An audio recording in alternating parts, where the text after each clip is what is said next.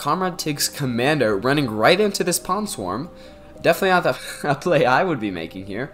Alright, hello everyone, and welcome to Beyond Our Reason. Let's get right into it. We have a 2v2 on Forge, I believe is the map name. I had to download it. So, community made map, I guess. Looks pretty interesting. So, on this left side, we have Alex Funky Fresh, which I think I have casted a game of before, and Comrade Tig. I guess Alex is playing Armada and Comrade Tig is playing Cortex, so even split there. Then on our right side we have Double Num, who is playing Cortex, and Cuckoo is playing Armada. And yeah, so an even split there as well. This map is crazy. There are a lot of mexes and also a lot of geothermal gas areas, so lots of free energy. Yeah, if you guys want to see more stuff like this, I'd recommend liking and subscribing.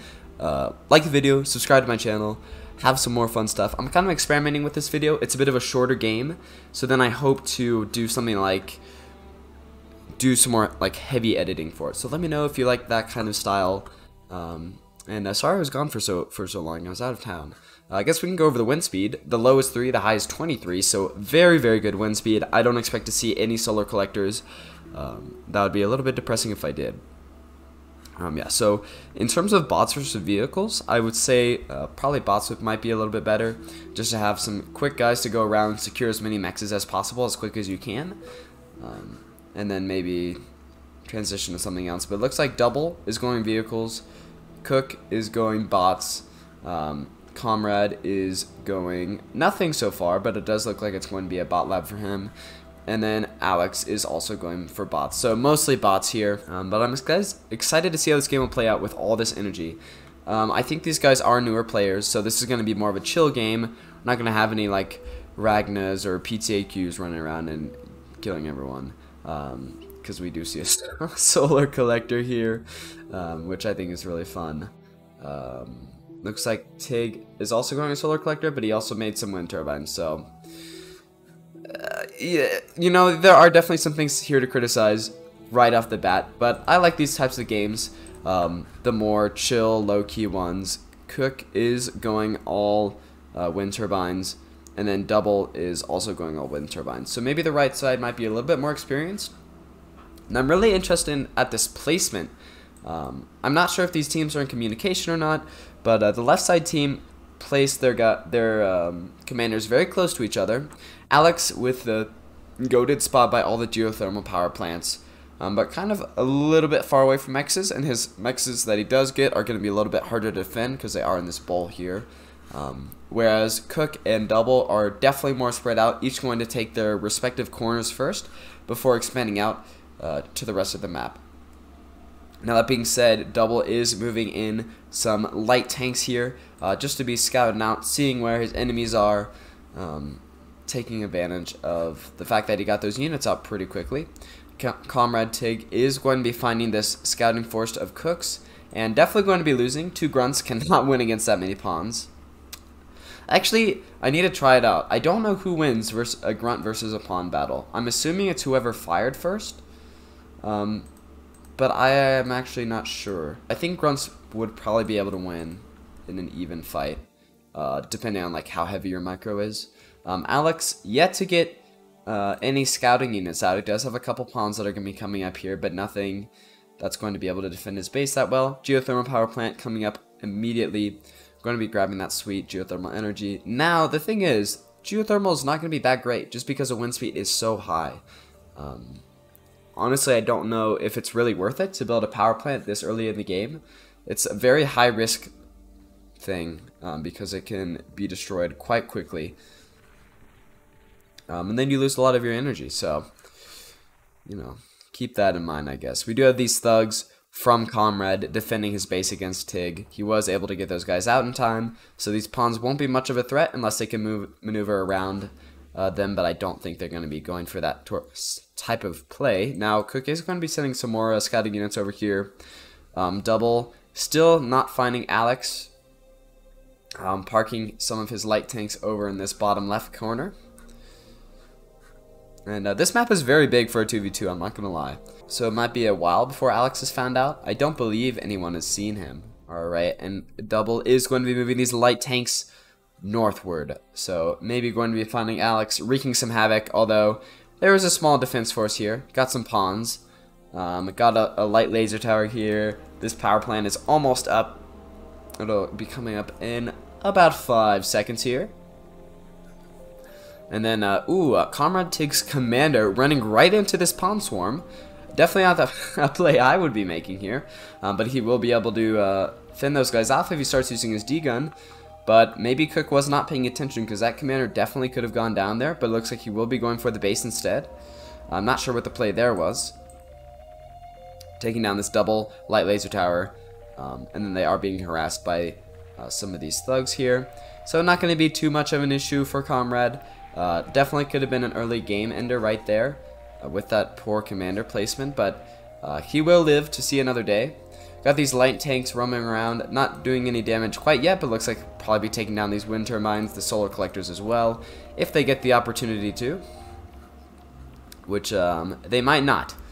I mean, some of these guys are going to go down, but the thugs are on their way to defend the base. So yeah, skirmishing, very, very important in these games.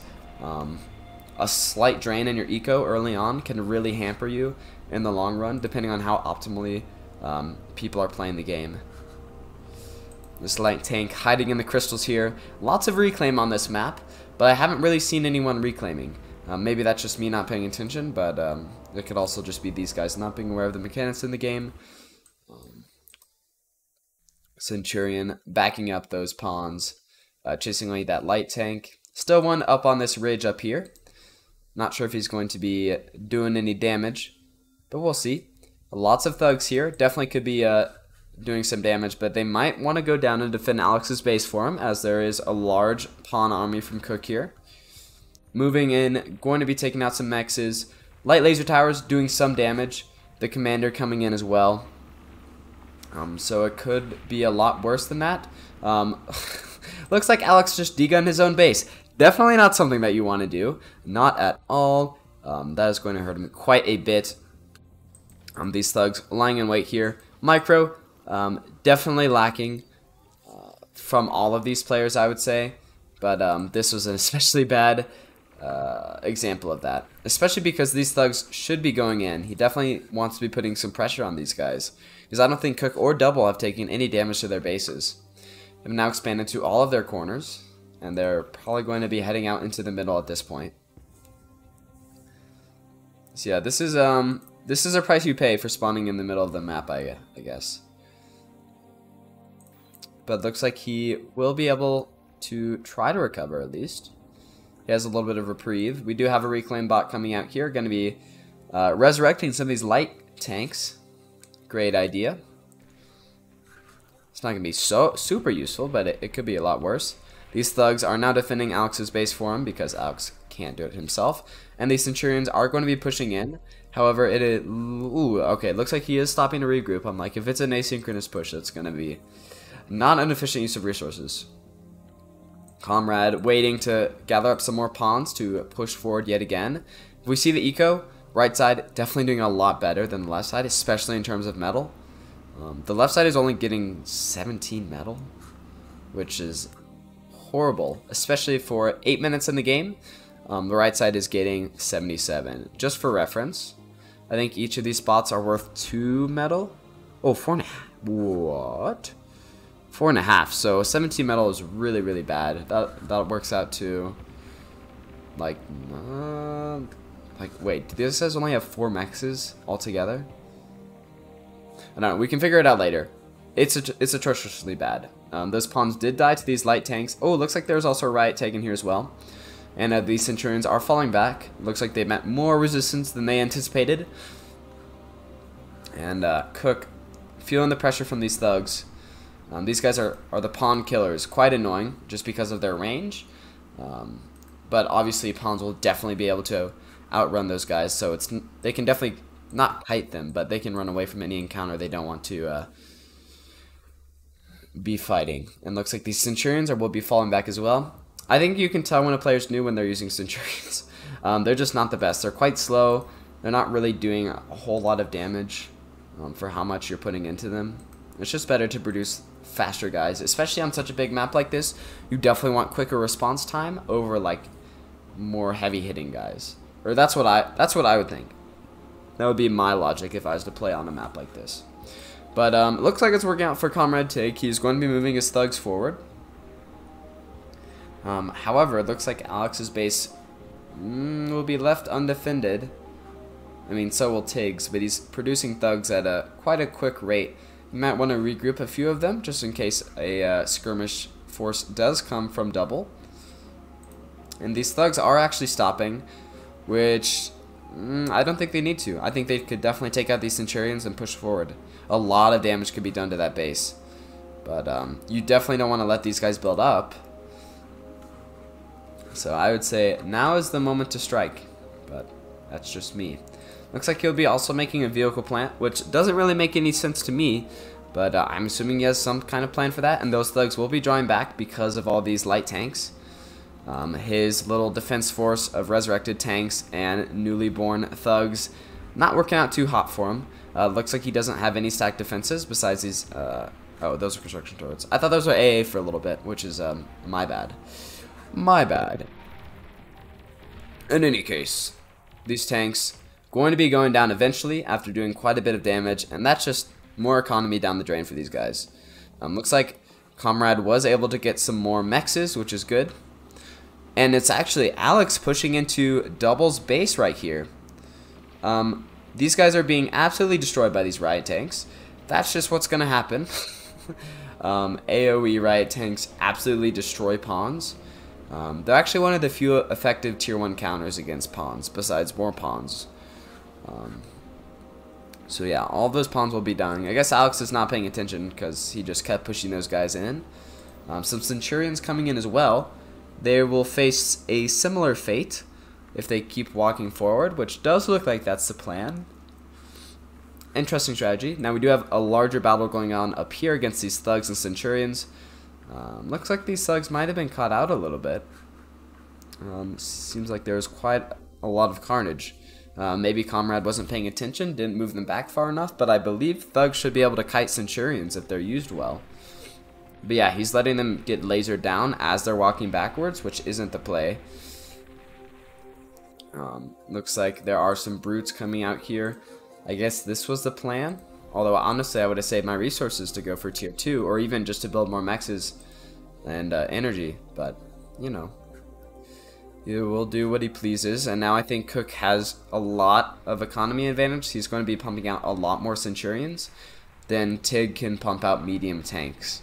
Or even just thugs, and his commander is in not a very good spot here, going down to 60% and draining quite quickly. Looks like he will be going down there, taking quite a few Centurions with him, but also his vehicle plant, tier 1 vehicle plant, and that will be metal. Probably going to Cook if he has the brains to take it. But yeah, and left side is going to be reeling from that blow. Losing a commander is not ideal, especially when they're not really built up. Honestly, an airplay, any sort of airplay, would be such a good idea here. You could take out so many wind turbines with just one bomber. There's not even any anti-air. Honestly, if Comrade built a vehicle plant instead, or an air plant instead of that vehicle plant, I think they could have easily won this game. Well, not easily won. There's quite a large standing army here, but it would have stopped this insane production of Centurions, and that would have been a good thing. Unfortunately, it does look like left team is going to be going for the ride of their lives, and by that I mean they're going to be dying quite quickly. Tig does call the GG.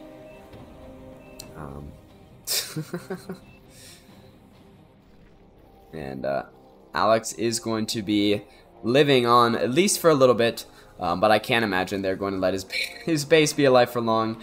A valiant defense. These Centurions... Oh, are these... Oh, Sprinters. He actually went up to tier 2. Very good. Not going to be able to do enough, though. And the yellow wave crashing down upon Alex's base, wreaking havoc, taking down his commander with 1,000 lasers, and they do go down. So yeah, I hope you guys enjoyed this video. Not sure how even the sides were, especially in terms of Alex just kind of sitting there. But I think it was fun to watch, and it definitely shows how important skirmishing is, and you know, just spreading out, grabbing your resources, and you know, it's kind of just an experiment with the editing style as well. So I hope you guys enjoyed. Make sure to like and subscribe, and a new video should be out soon. See y'all later. Adios.